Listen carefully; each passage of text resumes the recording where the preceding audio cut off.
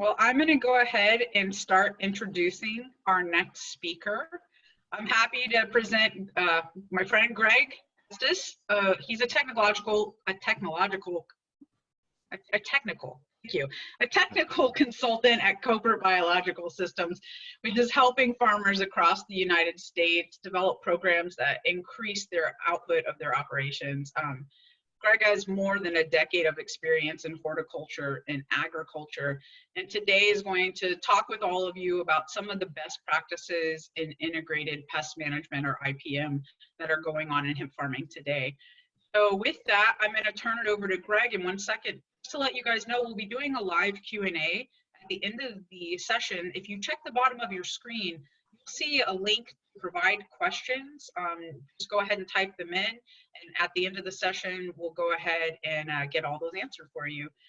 This session will be available via recording to all the attendees afterwards, so don't worry, you'll have all the information available. And with that, I turn it over to Greg. Hi, thank you, Kim. I'm really excited about the opportunity to talk here at the Expo, and welcome back from the break. We're going to jump into a conversation about IPM and biological control for hemp, which is still a conversation that we're learning more about all the time, as this is a fairly new conversation, a new outdoor crop, growing and growing.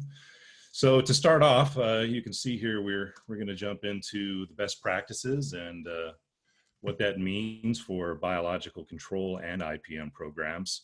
More or less, I want to start off by saying, with so many different climates and grow conditions that our participants have, plus the different pests and diseases that are out there, this presentation is going to be more generic, more of an overview of basic or starter conversations. So that said, I do want to emphasize that as a Koppert consultant, our expertise is designing hand-tailored programs so that you can achieve success. So detailed questions and things like that are definitely welcome in this conversation, but more or less probably would need to take it offline to really deep dive into how this works.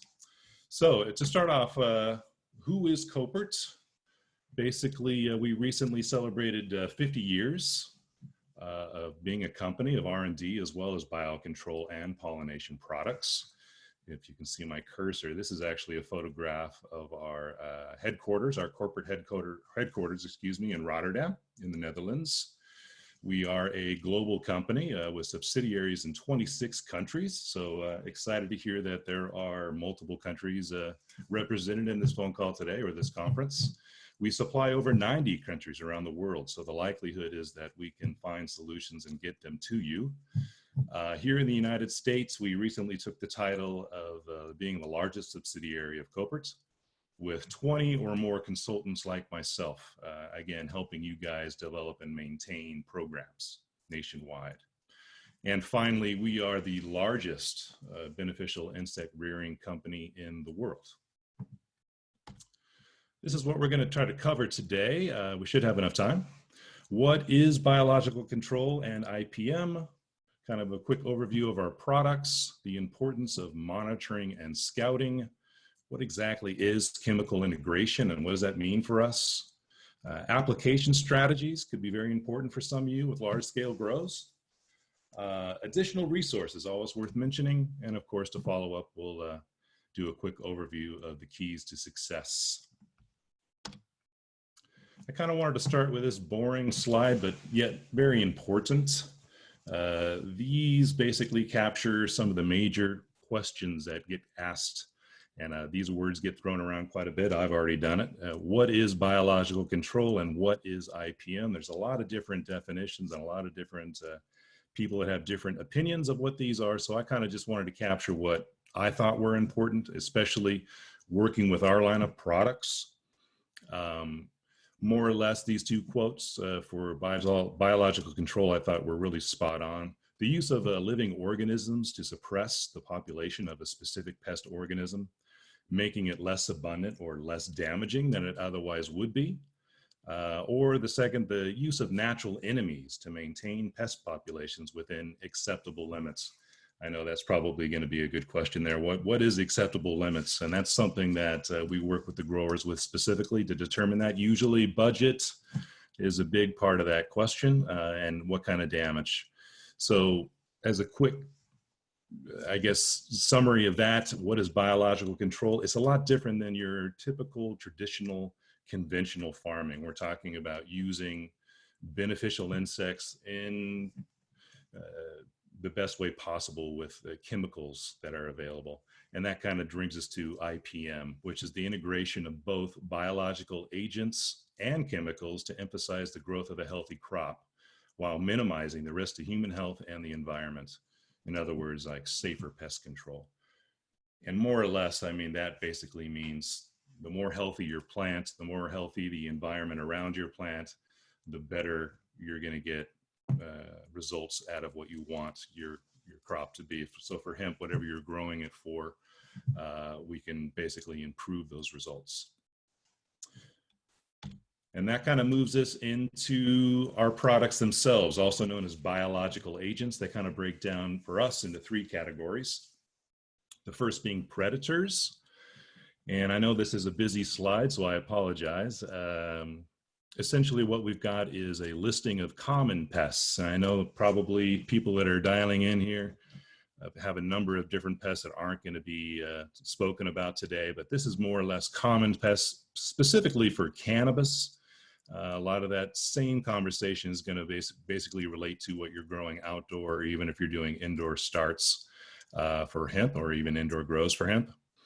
So for instance, if we were dealing with a common pest like whitefly, our basic predator for that is called a Swirsky mite.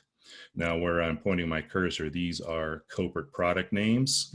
And I thought it really important to talk about the Ultimite sachet. For those of you who may not be familiar, sachets are a pretty popular application method for using beneficial insects. And this specific sachet, known as the Ultimite, was designed actually for outdoor use. So it could be really interesting for you as a possible solution to a whitefly issue, or as you can see, also a thrips issue. I like these photographs, by the way, of Swirsky. These are these predatory mites, and it kind of captures what they work on the most. And in this case, they are predating on thrip larvae, whitefly larvae, and also the eggs, which basically helps us kind of cater these programs to target specific growth cycles. Moving on through some of the other pests that you're probably used to seeing, spider mite. I think this really gives me a good opportunity to get into a conversation known as what is the difference between a specialist and a generalist predator. And definitely the most popular solution for spider mite is what we call Spidex or Persimilis. Definitely this particular predator is a specialist. And what that means is that it really only targets two-spotted mite to survive. So this is really, really an effective predator for spider mite. And then moving next door, what we call spical, known as Californicus, also a predatory mite that does quite well against spider mite. And each of these have specific niches or scenarios where we would recommend their use. And before I move away from predatory mites, I definitely want to point out to take note of their shape. They are tear-shaped. So for those of you that are beginning out doing scouting and seeing these little spiders, there's definitely a difference in the shape of what we call good guys compared to bad guys. So look for that teardrop shape to be a good indicator of who a good guy is. Oh, excuse me. Other predatory conversations, definitely we have. This right here is known as a pirate bug or aureus. Our product name is Thripor, very effective against thrips, as well as these two products, which could be very important for hemp. But we've got the gall midge. It's called Ephidoletes. This is a cute little maggot. I know that's a strange combination of words. But the Ephidoletes gall midge will lay its eggs next to aphid populations, and these maggots will hatch and feed on the aphids, as well as one of my favorites, the green lacewing larva we call Chrysopa. Looks like a little alligator. It has mandibles that will devour these aphids in great numbers. So keep a lookout for these guys while you're scouting. They could be an important indicator of how we can help you out. Second category is what we refer to as parasitoids. And let me be a little more specific, parasites. We'll get into that a little bit more later. But parasitoids are essentially little parasitic wasps. And we have different combinations of them that deal specifically with whitefly and aphid, as well as some other pests out there, but these are the most common conversation pieces. For whitefly, I basically wanted to have one photograph here that kind of captures the two parasitic wasps that will predate on whitefly larvae. What they do is they will sting the larva, and ultimately their baby will hatch outside of that dead larva. A lot like the movie Alien, if you're familiar with it. Kind of gross, but fascinating at the same time.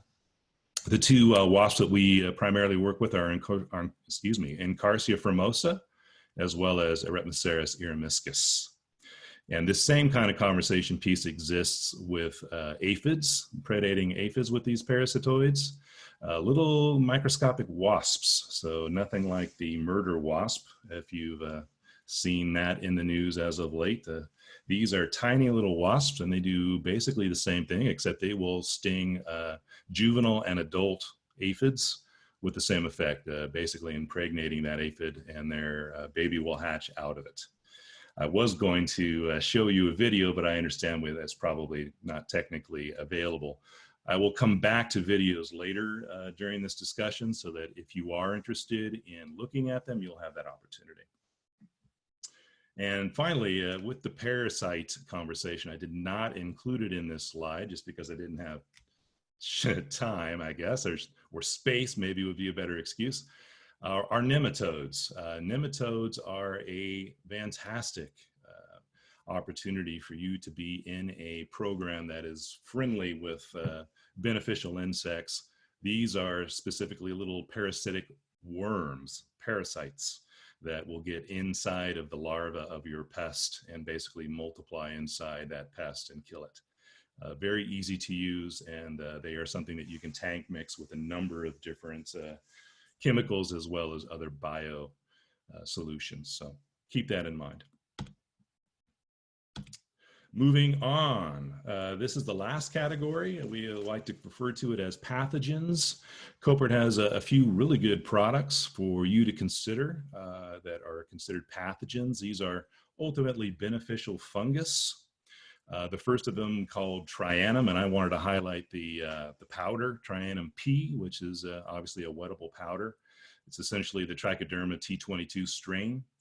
And its real wheelhouse is to protect your root ball from soil-borne diseases.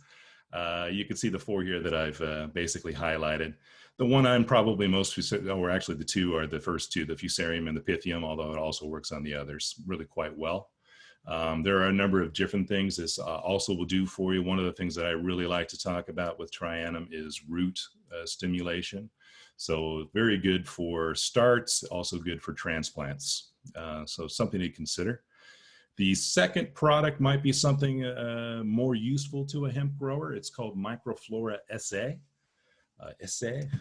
And it is also a beneficial fungus, although we have it labeled as a plant growth promoter, which actually makes things nice for growers like yourself. You don't necessarily have to log that using that because it's a plant growth promoter, not anything else.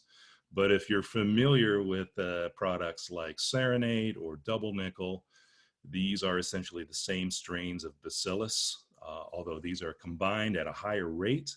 So you're basically getting more bang for your buck out of this product. Really quite effective for, as you can see, agriculture, greenhouses, nurseries, hydroponic systems, adult plants, cuttings, seedlings, and transplants. So very useful for you guys at all different stages of your grow, and definitely helps with both soil and foliar diseases that are common to hemp. So we can get into that more later. And the last of the pathogens that I wanted to discuss is something that I'm really, really excited about. This is a product that we've recently brought onto our portfolio, No Fly Wettable Powder, excuse me. It is something that is recently been OMRI certified and EPA approved for outdoor use. I know for a fact in Oregon and Washington, we are labeled for cannabis, so we're good to go. In other states, it is labeled under tobacco, which will in many cases work because the state will recognize tobacco and hemp to be very similar. But you certainly can contact us if you're looking for more specifics about labeling and if you can use it where you're located.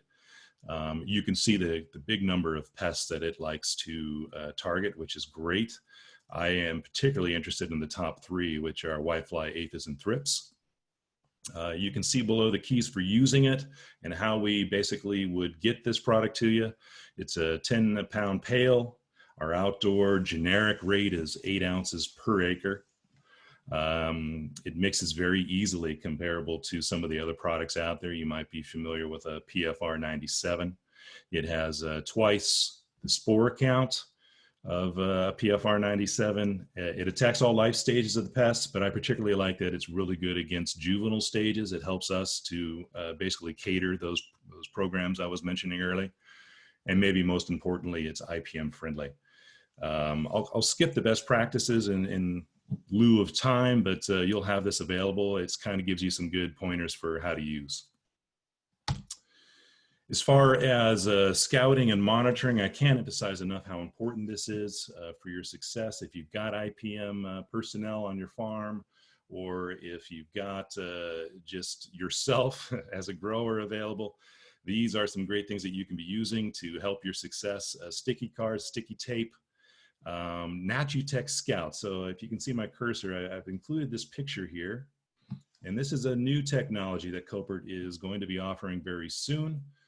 So that you can actually take a photograph with your smartphone of a sticky card, and it will give you counts and tell you what's on your card, which is fantastic. I can tell you from experience doing counts and trying to get positive ID on pests and beneficials is time consuming. So this is fantastic. I can't wait to use it myself. Regardless of Natutech, I'd move on to that hand lens. Critical. I kind of wanted to put this picture in here because there are different magnitudes that you can buy. I like to go with 20 times, but they go up beyond that, and some people like to use less. This is a great way for you to be able to identify what's going on in your crop. And along with that conversation, digital microscopes. When I first started, I didn't even know that digital microscopes existed. I know that now. Quite useful in sharing and basically helping us help you from a distance. They are great, and you can plug those into your smartphones or your laptops and get great photographs or videos of insects that are maybe plaguing your crop, and basically be able to record that and send it on to your colleagues or to us. Knowing and recognizing, we'll get into a moment, making detailed maps of your field and definitely monitoring charts is important just as much as having flagging material, often color coded, so that you can discern if you've got hot spots in your crop, or if you have recently treated your crop in one area with a certain chemical, or you've done a recent release of beneficial insects in a certain area, so you know not to spray over that. All critical things. Definitely worth mentioning. This is something that is available to everybody here today. It is free.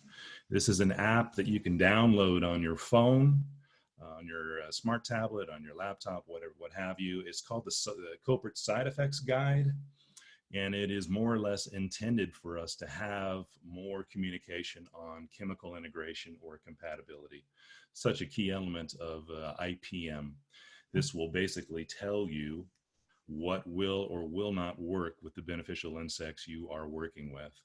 So, a quick overview would be you're going to be working primarily with 3 screens. The first, you're going to be picking which beneficial organisms you're concerned about. The second, you're going to be picking which agent or chemical you can do by trade name or active ingredient that you're basically planning on using. And then finally, you can see what result that will have on the beneficial insects. The app itself will provide you with a ledger that will explain what these numbers mean.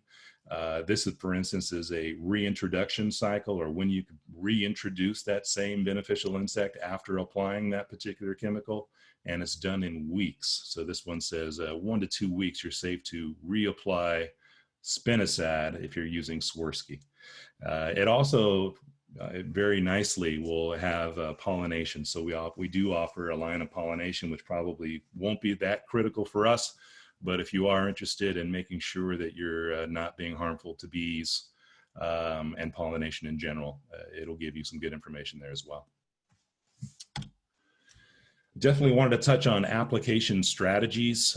This is an important part of what Koppert really focuses on and what we specialize in. And again, kind of filters into that whole concept that we like to hand tailor programs for you. Probably the most commonly used application method is what I'm circling here. It's called a mini airbug. It's a handheld blower that you can basically apply beneficial insects by walking through your crop. It really helps simplify and saves time, as well as ensures you're going to get the correct rate that you need for success. At the bottom here, you can see a little more sophisticated. We'll say this is a big step up from a mini airbug, and this is just an airbug. It's mechanized, so you don't actually have a human operating it. You computerize it and set it to release into your greenhouse. More often than not, we haven't yet mastered something like that for outdoor. And then finally, I wanted to take a moment to mention this. I apologize about the quality of the photo, but I feel like a broken record again, hammering the hand tailored.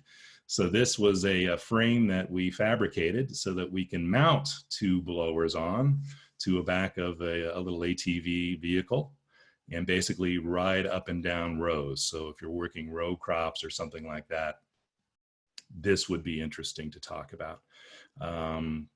Just again, to emphasize that, you know, Koppert really has taken a lot of time and R&D, including these application strategies, to work with you and make using our products easy. We talked about additional resources earlier, and I definitely want to take a moment to mention our Knowing and Recognizing book. This is it. This is kind of a Bug Geek's Bible, and I can't emphasize enough how important and critical it is to be familiar with it. If you need to know about bugs, you can certainly jump onto our website and learn more about how to access and purchase it.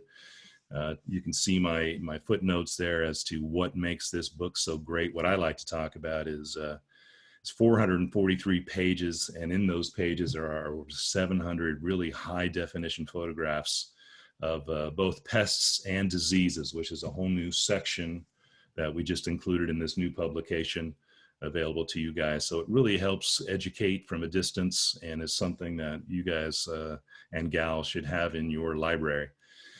Earlier, I didn't get that opportunity, unfortunately, to show you my video, which was really cool, but I will circle this. Again, this is my lack of PowerPoint.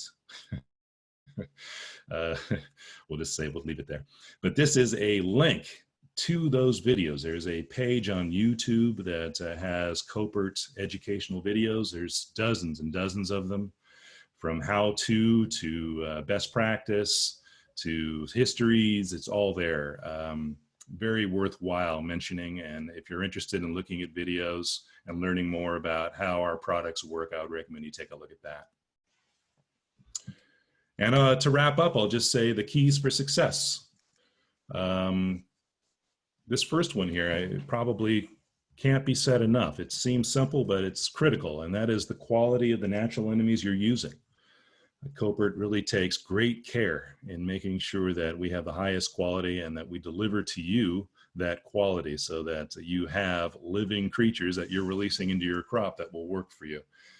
Best said, dead bugs won't work. So keep that in mind. Again, kind of hammering down on the research and development that Koppert has done over the years. It's just phenomenal. I actually had a chance to go back to our corporate headquarters last fall and was simply blown away by the amount and just great people available to speak to in research and development. It's phenomenal. So trust that we definitely take great care in making sure we get you good information. Also important and worth mentioning is open communication with the grower. What I mean by that is more or less making sure that you know, there's no gap in terms of you want to or you're concerned about using potentially a chemical without one of us, because you can greatly harm one of your programs that you've got in place by using something, and it doesn't necessarily have to be something that you did on purpose. In most cases, it's done not knowing what you're doing. So again, earlier we talked about the side effects guide, or certainly contacting us directly is a great way to avoid that. Of course, us as experienced consultants with the knowledge of how these insects works. And finally, customer service or technical support is also critical. Interesting to say that our technical training that we do as consultants when new products are available, we actually include our customer service representatives in that training. So I always think that's remarkable. If you need to call in and you can't get a hold of one of us, you can likely get a good solid answer and support from one of our tech people through customer service. And at the bottom here, you can see this is a generic number for the United States, how to get a hold of one of those customer service. Greg, do you mind if I pop in? We're about 5 minutes out from time. No, go ahead. I just wanted to see if we could get to the couple questions that we had. Brandon is asking, is there a predatory mite for hemp russet mite? And if Yes. so, is there research to back that up? Yes, research and development, hammer down on that. Ultimately, russet mite, tomato russet mite is something that is probably Koppert is most familiar with. We have worked a lot with russet mite in hemp, as well, more so in cannabis than hemp, but both crops. And I did actually have that on my slide, but I wanted to get through everything. Broad mite, eriophyte mites, Swirsky mite and Californicus mite have proven to be the most effective. We've thrown both of those predatory mites at russets, depending on different scenarios. More often than not, humidity and temperatures will dictate which works better. But those two mites have thus far shown to have the best results against russet mite. Okay, great. The second question I'm seeing is, are there any specific cannabis companion plants that you'd recommend for the northern Midwest states? By companion plant, I'm assuming you're talking like a banker plants, plants that promote beneficials to be in your crop. Well, let's roll with that because we can't talk too much. Let's roll with that one. Yes, there are, and you definitely can reach out to us directly for a listing of those. It kind of depends on your climate. I know you mentioned that, I think you said the Northwest. I definitely have a list of those. I work a lot with hemp, not hemp. I work a lot with hops, both H's, and both actually related to one another. And it's kind of the same conversation as hops. So I certainly would be happy to get that information to you more detailed if you want to send me an email. Okay, awesome. I think the last question that we can get to is, we're asked, we have the critical microorganisms strictly for vegetation stage and for flowering stage.